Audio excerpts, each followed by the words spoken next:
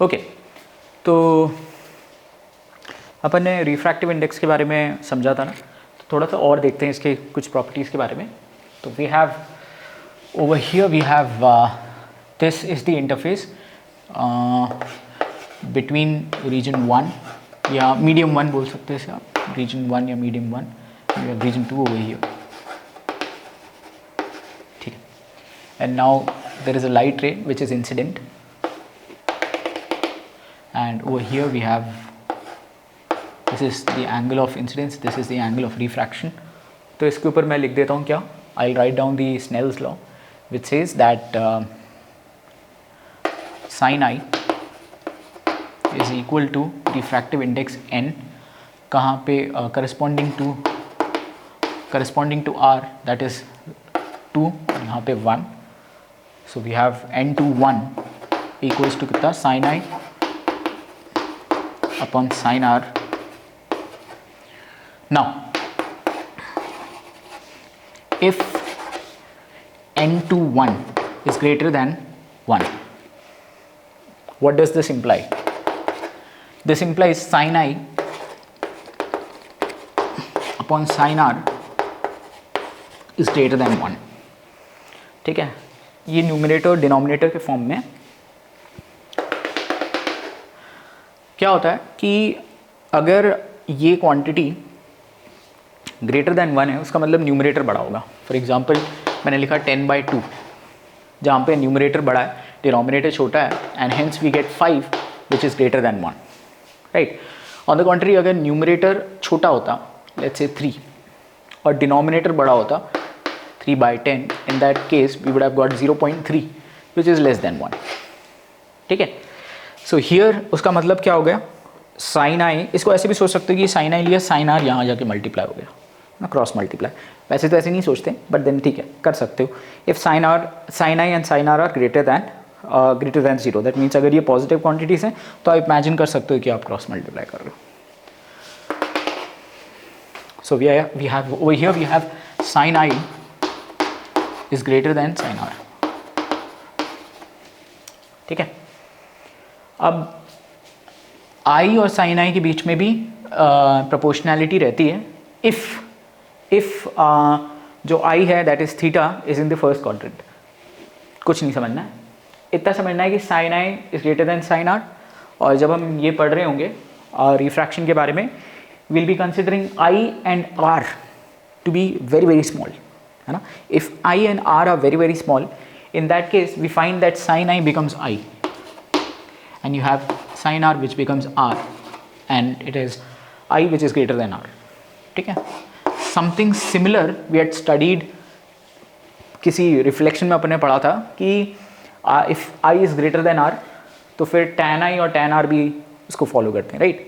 Something on these lines. तो sin I sin R भी वो फॉलो करता है. वो मैं बताऊँ क्या, थोड़ा ठीक है, थोड़ा सा मैं डाइग्रेशन लेके बता देता हूँ. अगेन वो जो tan I वाला जो मैंने बताया था वो वैसे ही है. sin I का जो ग्राफ है ना वो ऐसा जाता है. तो क्या होता है जब sin I थीटा, जो ये थीटा की वैल्यू होती है यहाँ पे, जब ये छोटा होता है तो ये जो ये वाला ग्राफ है that is nothing but y equal to x. और y क्या है, y is sin x and this is x. तो अगर आप थीटा लेते हो तो ये साइन थीटा के बराबर आता है. So theta is nothing but equal to sine theta, ऐसा हो जाता है क्योंकि y इक्वल टू x बन जाता है छोटी छोटी वैल्यूज़ पे, राइट. या ऐसे भी कर सकते हो कि साइन 0.0001 देखोगे तो उसकी वैल्यू 0.00001 ही होती है. If i is greater than r, ठीक है, ये वाला केस तो वो हो गया जब i छोटा है और r बड़ा है. Let's consider a case where i is greater than r. ठीक है, if this is so that means उसका मतलब क्या है कि दिस वाली लाइन जो है ना वो शॉर्टेस्ट पाथ जो कि नॉर्मल है उसके पास जा रही है. दैट मीन्स वो अपना लेंथ जो है वो कम कर रहा है, डिस्टेंस कम कर रहा है. And if it is reducing it's distance, what does that mean? It means कि यहाँ पे वो बहुत स्लो चल रही है ना, लाइट स्लो चल रही है, and that is the reason why it is reducing it's distance. That would mean ये वाला रीजन में स्लो जा रही है, that would imply that this thing over here is slowing down the light. That means this is denser. This is what it means, right? So this is denser. Region 2 or medium 2 is denser. ठीक है. Now exactly opposite आपको करना है. Exactly opposite रहेगा if we have over here n21 less than 1. If this is so, then what happens? ठीक है. So this is the first case. Now I'll be doing the second case over here. The second case is if n21 is less than 1. Similarly आपको इसको prove करना है. That would mean sin I upon sin r is less than 1. That would mean I is less than I upon r is less than 1. That would mean I is less than r. ठीक है. I is less than r मतलब r बड़ा है and hence ऐसे जा रहा है. ऐसे जा रहा है उसका मतलब क्या हुआ? शॉर्टेस्ट डिस्टेंस से दूर जा रहा है. दैट मीन्स वो अपना डिस्टेंस बढ़ा रहा है. जैसे जैसे यहाँ जाएगा वैसे वैसे वो डिस्टेंस बढ़ा रहा है. एंड डिस्टेंस बढ़ा रहा है दैट वुड मीन कि वो टाइम पास करना चाहता है. अगर वो टाइम पास करना चाहता है दैट मीन्स उसका जो स्पीड है, द वेलोसिटी और the speed of light has increased. And again that would mean this medium is the reason why the speed of light is increasing. The light cannot increase its speed on its own, but the medium, what it does is the medium could decrease or increase the velocity or speed of light, right? तो ये वाला medium क्या कर रहा होगा? इसको तेज कर रहा होगा, और तेज कर रहा है क्योंकि ये rarer है. That would imply that this is rarer. So this would imply इसका extend करके यहाँ लिख रहा हूँ that medium 2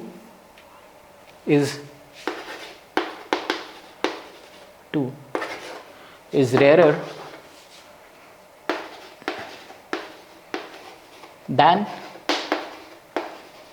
medium 1. यहाँ पे भी आएगा than, पर मैंने वो स्पेस नहीं है करके नहीं लिखा. medium 1.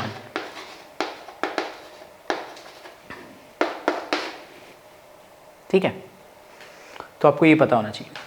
जैसे ही अगर आपको देखे रखा है ये n21 greater than 1, the moment someone says that it is greater than 1, that means the second region is denser, and n21 अगर less than 1 है that means the second region is rarer. This is what it means. ये सब चक्कर में मैं नहीं पढ़ता, मेरे को याद नहीं करना होता. अगर मुझे लगता है कि कुछ प्रूव करना है तो फटाक से मैं इसको साइड में लिख के प्रूव कर दूंगा. मुझे याद रखते नहीं बनता चीज़ों को. ओके, एक और सिंपल सा चीज़ है वो और करा देते हैं and then will be done with ये जो अलजेब्रा है किसका, रिफ्रैक्टिव इंडेक्स का, तो वो सब अपना हो जाएगा, ख़त्म हो जाएगा, राइट. तो सिंपल थिंग इज़ दिस कि if you again have this over here, this is medium 1 and this here is medium 2. ठीक है. And we have a line incident over here like this, and we have ऐसा, and it goes something like this. And if this is so, है ना, तो ये बोला गया है कि n21 is equal to n20 divided by n10. तुम बोलेगे ये जीरो क्या है? This is basically n20 is the refractive index of 2 with respect to 0, मतलब वैक्यूम. ठीक है. तो दिस वुड इम्प्लाई कि ये मीडियम 2 है, this is over here, this is medium 2, ये वाला नीचे वाला मीडियम 2 है. सो वी हैव, ये वैक्यूम है, this is vacuum over here, और ray of light is coming from vacuum and यहाँ स्ट्राइक करेगा. Now tell me what would happen. Will it be moving towards the normal or away from the normal? Obviously it will be moving towards the normal. Why? क्योंकि कोई भी चीज़ हो वो vacuum से तो dense होती है. So we have over here ऐसा. ठीक है, right. And then of course we have for 1 this is region 1. Region 2 के लिए भी ऐसे ही होगा. रीजन 2 के लिए भी ऐसे ही होगा. लाइकवाइज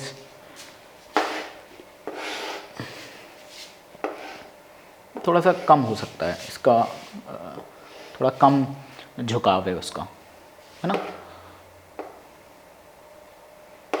तो ये रीजन 2 के लिए ऐसा कुछ होगा.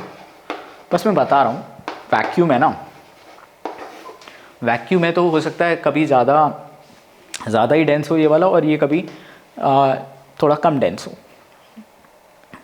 तो दोनों के बीच में this is the relationship when it comes to region 1 and 2 and the region with no medium, that is vacuum.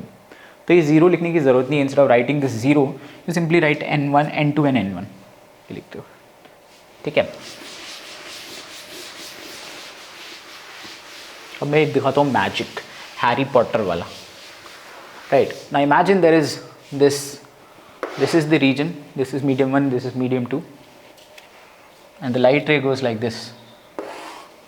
ठीक है, इंसिडेंट है यहाँ पे, and we have the normal over here. उसके बाद ऐसे गया, let's say, right. So this over here we have our angle I, and we have our angle R, and ये जो रिलेशनशिप है वो क्या रहेगा? The relationship would B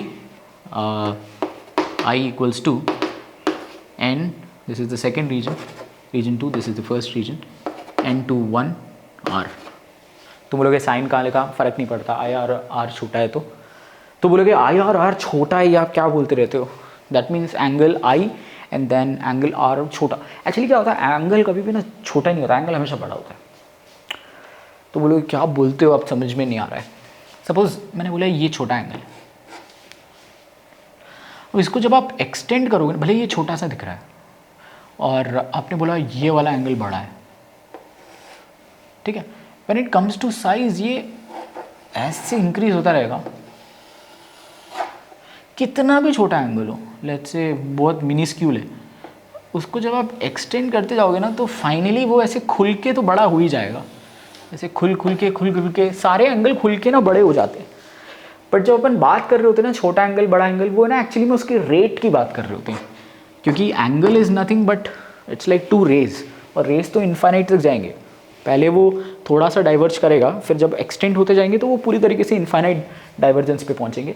but जब अपन ऐसे बात करते हैं ना, तो basically what we are saying is कि इनिशियली वो बहुत छोटा रहता है ना. तो we are talking about the rate. क्या रेट है इंक्रीज़ का दोनों रेस के बीच में? जब ये रेट आगे जा रही है तो ये रेट कितना बढ़ रही है, वो होता है उसका मतलब. ऐसे में नहीं कि कितना बढ़ रहा है. छोटा एंगल का मतलब हुआ कि ये छोटा एंगल है, बड़ा एंगल का मतलब हुआ कि ये बड़ा एंगल है, ऐसा नहीं होता वो. ठीक है. इट्स अबाउट द रेट, किस रेट में जा रहा है. बाकी तो इन्फाइनाइट तक एक्सटेंड करता है ये सारे एंगल्स. ये वाला एंगल का रेट ज़्यादा है, मतलब अगर ये ऐसे बढ़ रहा है तो इस वाली डायरेक्शन में ये रे कुछ ज़्यादा जल्दी बढ़ रही है. ऑन द कॉन्ट्री अगर इस वाले डायरेक्शन में कम बढ़ती है रेट, तो वो ऐसे जाएगा. तो रेट ऑफ इंक्रीज है basically when we say angle बड़ा है छोटा है ना. ओके, फालतू नहीं है, this is very interesting. It's just that digression कुछ ज़्यादा ही हो गया. Okay, so we have I is equal to n to 1 r. क्या पढ़ा रहा था मैं, कुछ भूल गया मैं क्या पढ़ा रहा था. ओके, हाँ, हैरी पॉटर की सीरीज़ में क्या होता है, वो जो हैरी पॉटर के अंकल रहते हैं उनका घर रहता है, तो वो 2 घरों के बीच में होता है. तो वो एक 26 होता है और एक 28 होता है, और 26 और 28 के बीच में कुछ नहीं रहता. फिर वो कोई सा ऐसा चार्म करते हैं तो ऐसे वो दीवारें ऐसी खिसक के बड़ी हो जाती हैं और बीच में एक नया घर रहता है. Right. So something on these lines. इसमें क्या होता है, सपोज अगर n मैं लिखता हूँ n31, ठीक है, तो इसके बीच में ना आप 2 को इंट्रोड्यूस कर सकते हो. कैसे इंट्रोड्यूस कर सकते हो? n31 का मतलब हुआ n3 right divided by n1, है ना. जहाँ पे n3 0 होता है ना, कि कि विथ रिस्पेक्ट टू द इसको क्या कहते हैं, with respect to vacuum, right. अब मैंने क्या किया, इनटू 1 है यहाँ पे। कभी भी 1 को आप कुछ भी लिख सकते हो, इसको आप 7/7 लिख सकते हो, आप इसको 24/24 लिख सकते हो, इसको जो मन चाहे n/n लिख सकते हो। तो let me write this as n3/n1 है ना, और ये दोनों कांस्टेंट है, कुछ वैल्यू है 0.1 0.2 लाइकवाइज, तो मैंने लिखा n2 और ये n2 ऐसा हो गया, ठीक है। इन दैट केस यहाँ पे क्या होगा कि मैंने n3 और n2 को साथ में लिख लिया, दिस इज n3/n2 इंटू, और ये n2 और n1 को साथ में लिख लिया, right. So this becomes what, this actually becomes this n31 अब क्या बन जाएगा, n32 मल्टीप्लाइड टू n21। ये बहुत इंटरेस्टिंग चीज़ है, ठीक है। So this is very interesting. ये कैसे बनाते हैं, तो बोले ये क्या किया है। So this is the first region and this is the third region. Imagine this is the first region, this is the third region, and thereafter मैं इसके बीच में एक region ऐसे खींच के इसको generate कर दूँगा. So it will look something like this. There will be a third region. अंदर की तरफ मैंने घुसा दिया. तो ये ऐसे गया था, ठीक है. फिर ऐसे कुछ गया, फिर ऐसे निकल गया. 90 डिग्रीज पे नहीं जाना चाहिए. ऐसे चलेगा, राइट. तो ऐसे चलेगा. तो इट्स लाइक कि मैंने बीच में एक इंट्रोड्यूस कर दिया नया रीजन. ये फर्स्ट रीजन है, this is the third region, और बीच में एक सेकेंड रीजन इंट्रोड्यूस कर दिया. ओके, तो ये सेकेंड रीजन जो इंट्रोड्यूस किया है एल्जेब्राइकली ये होता है उसका मतलब, ठीक है. या वैसे ये दिखने में ऐसा लग रहा है जैसे कि ये दोनों रीजन सेम है, तभी ये पैरेलल आएंगे, राइट. मेरे को ये पैरेलल नहीं बनाना क्योंकि वो कंफ्यूज कर देगा, तो थोड़ा सा और इसको मैं ऐसे कर देता हूँ. ऐसे गया, ऐसे गया, ऐसे. ये मैं बोल रहा हूँ. Imagine this is the case. Now what would happen is कि this is I, this is R, and this is R, and this is E, emergent, and both these are same है. So this angle I और R वो क्या हो जाएंगे, इनके बीच का relationship जो है, this is n2 1 and this here is n3 2, ठीक है. ऐसा हो रहा है. बोलने के लिए ये है इसका मतलब क्रक्स ये है. अपन को तो एल्जेब्राइकली मतलब है, बाकी इन द रियल वर्ल्ड मैं बोल रहा हूँ ऐसा होता है कि बीच में आप इंट्रोड्यूस कर सकते हो मीडियम को. ऐसा एक्चुअली में होता है. फिजिक्स में क्या बात हो रही है कि यूनिवर्स एक्सपैंड हो रहा है करके. तो यूनिवर्स एक्सपैंड हो रहा है, उसका यही मतलब है कि जो ऑब्जेक्ट्स हैं ना वो दूर नहीं हट रहे, रैदर ऑब्जेक्ट तो वहीं पे है, जो बीच में यूनिवर्स हो रही है वो एक्सपैंड हो रही है ना. कि ऑब्जेक्ट कॉन्स्टेंटली अपनी पोजीशन को मेंटेन कर रहे हैं, इस चाहे कि बीच का मैटर जो है वो बढ़ रहा है. तो ऐसा है, ठीक है. So just this is one thing which is very interesting. Another thing that I have to teach. Okay, so the next thing that I will be teaching, now this is very interesting. जल्दी से बता देता हूँ. Another prerequisite to solving a problem is कि जैसे अपन angle में लेते थे ना कि ये ऐसे गया एंड देयर आफ्टर ये ऐसे गया, राइट. तो we have n21, this is the second, this is the first. तो ये कितना हो जाता है, n21 कितना हो रहा था, this was basically sin I upon sin R, right. इसका एक और मतलब होता है वो मतलब होता है कि this is actually equal to V1 upon V2. This would mean कि sine I and sine R और ऑल्सो जो प्रपोर्शन है एंगल्स का, that is actually the proportion between I and V1 and V2, that is V1 is the velocity in region 1 या medium 1 and V2 is the velocity in region 2. Okay, तो ये भी उसका मतलब होता है. तो we'll be using this very concept in solving a problem which is there in the book, blue color के box में. उसमें बोलता है कि there is a बच्चा and the बच्चा is drowning and there is a lifeguard sitting, and which path will the lifeguard take so as to reach the बच्चा in the least amount of time. Just read it once and then I'll come up with the solution, है ना. Thank you.